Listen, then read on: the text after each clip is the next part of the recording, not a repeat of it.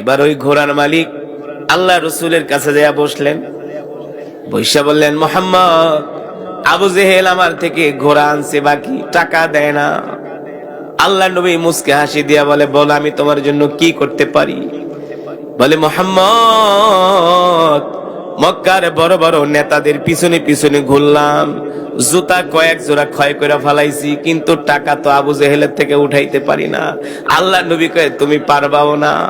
আবু জেহেল যে কোন টাইপের লোক এটা মুহাম্মদ সাল্লাল্লাহু আলাইহি সাল্লাম ছাড়া আর বেশি কেউ জানে না, কারণ এমন কোনো কষ্ট নাই আবু জেহেল আমার নবীকে দেয় না। ঠিক কিনা? এবার আল্লাহ নবী বলে, ঠিক আছে, আসো তুমি আমার সাথে, চলো আবু জেহেলের বাড়িতে যাব, চলো আবু জেহেলের বাড়িতে যাব, আমি তোমার ঘোড়ার টাকা আবু জেহেলের থেকে পরিশোধ করে দিব, তোমার পাওনা আমি আদায় করে দিব।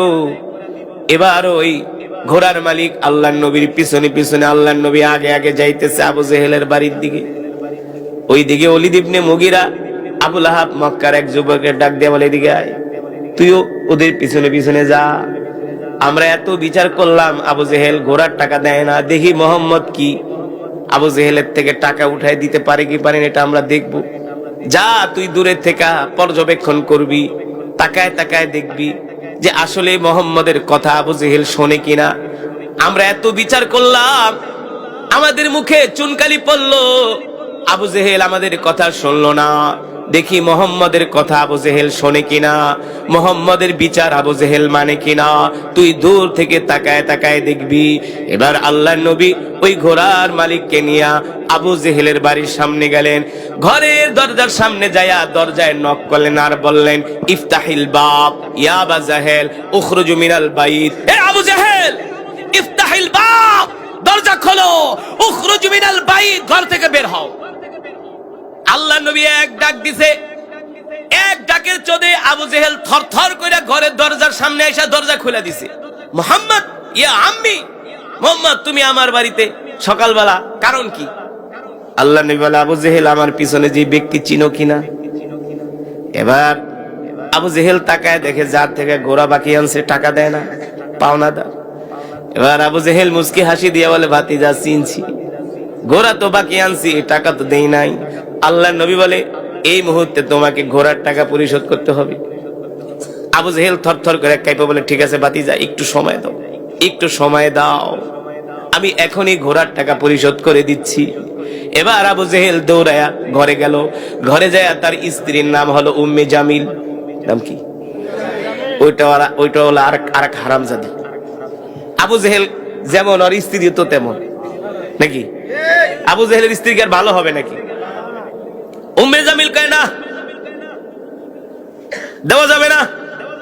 আবু জেহেল কয়, বেডি বেশি বুঝিস না, কোন বিপদে পড়ছি তুই তো জানোস না, আমি তো জানি, তুই তো জানোস না, আমি তো জানি, তাড়াতাড়ি করে টাকা দি। উম্মে জামিল কয়, না। আবু জেহেল কয়, কথা কবি না, মান সম্মান নিয়ে টান মারছি, তাড়াতাড়ি টাকা দে, মুহাম্মদে আমার ঘরের দরজার সামনে আসছে, আমি যদি এখন টাকা পরিশোধ না করি আমার মনে হয় সামনে আমার ভয়ঙ্কর বিপদ আছে। এবার আবু জেহেলের স্ত্রীর থেকে 600 দিরহাম আইনা ঘোড়ার মালিককে দিয়া দিলেন। ঘোড়ার মালিক হাসতে হাসতে বাড়িতে চলে গেল। আল্লাহ রসুলকে বলল, মুহাম্মদ তোমাকে ধন্যবাদ। এই কথা বয়া ঘোড়ার মালিক বাড়িতে চলে গেল। আর ওই যে যুবক দূর থেকে তাকায় তাকায় দেখছে আবু জেহেল ঘোড়ার টাকা পরিশোধ করছে। দৌড়ায় মক্কার বড় বড় লিডারদের কাছে যায় বলে, শোনো, তোমরা এত বিচার করলা, আবু জেহেল তোমাদের কারো কথার পাত্তা দিল না, কিন্তু মুহাম্মদ এক ধমকে চড়ে আবু জেহেল ঘোড়ার টাকা পরিশোধ করে দিছি। জোরে বলেন সুবহানাল্লাহ। আবু লাহাব কয়, এটা আবার কেমন কথা? এত বিচার করলাম, আবু জেহেল আমাদের পাত্তাই দিল না, আর মুহাম্মদের এক ধমকে শুধু টাকা দেয় নাই। এ আবু সুফিয়ান, শুধু ঘোড়ার টাকাই দেয় নাই, আমি দেখতেছি আবু জেহেল থরথর করে কাঁপতেছে। আল্লাহ রসুলের সামনে আবু জেহেল থরথর করে কাঁপতেছে। এখন আবু লাহাব কয়, নাকি আবু জেহেল আবার গোপনে গোপনে মুহাম্মদের হাতে হাত রেখে কালেমা পড়ে মুসলমান হয়ে গেছে, সন্দেহ পড়ে গেছে। আবু জেহেল ডাকছে কাবার চত্বরে, মক্কার বড় বড় লিডাররা ধরছে, আবু জেহেল এত বিচার করলাম, আমাদের বিচার মানলা না, এতবার বললাম ঘোড়ার টাকা পরিশোধ করলা না, কিন্তু মোহাম্মদ এক ধমক দিছে, এক ধমকে ঘোড়ার টাকা পরিশোধ করে দিলা। কারণ কি? গোপনে গোপনে কি আবার মোহাম্মদের সাথে হাত মিলাইছো নাকি? নাকি কালেমা পড়া মুসলমান হয়ে গেছো? তুমি নাকি মোহাম্মদকে দেখার পরে থরথর করে কাঁপতেছো? এবার আবু জেহেল কয়, ভাই রে, ভুল ধারণা করিস না, আমি কালেমা পড়া মুসলমান হই নাই, গোপনে গোপনে আমি মোহাম্মদের সাথে হাত মিলাই নাই। আবু লাহাব কয়, এগুলা যদি না করো তাইলে মোহাম্মদ রে দেখা তুমি থরথর করে কাঁপছো, কারণটা কি? এবার আবু জেহেল বলে, ভাই রে, মোহাম্মদ যখন আমার ঘরের দরজার সামনে গেছে, মোহাম্মদ যায় আমারে এক ধমক মারছে, আমি দৌড়াইয়া ঘরের দরজা খুইলা দেখি মোহাম্মদের দুই পাশে দুইটা বাঘ হা কইরা তাকায় আছে। জোরে বলেন সুবহানাল্লাহ।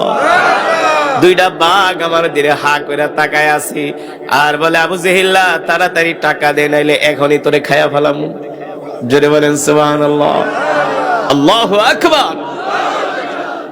আল্লাহ রাব্বুল আলামিন আল্লাহর নবীর ইজ্জত রক্ষা করার জন্য আল্লাহ তাআলা বাঘ পাঠায় দিয়েছে, ঠিক কিনা বলেন? সেই নবীর উম্মত আমরা।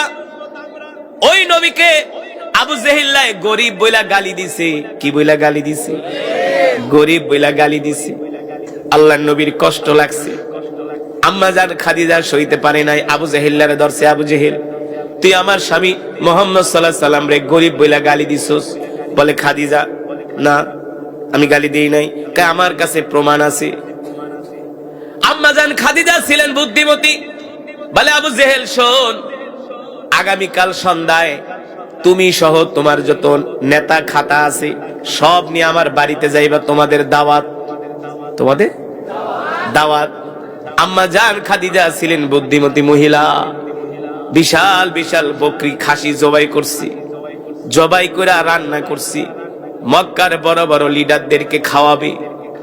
এবার মক্কার বড় বড় লিডারেরা আম্মা জান খাদিজার দাওয়াতে যায় হাজির হইছে, জনমের খাওয়া খাইছে।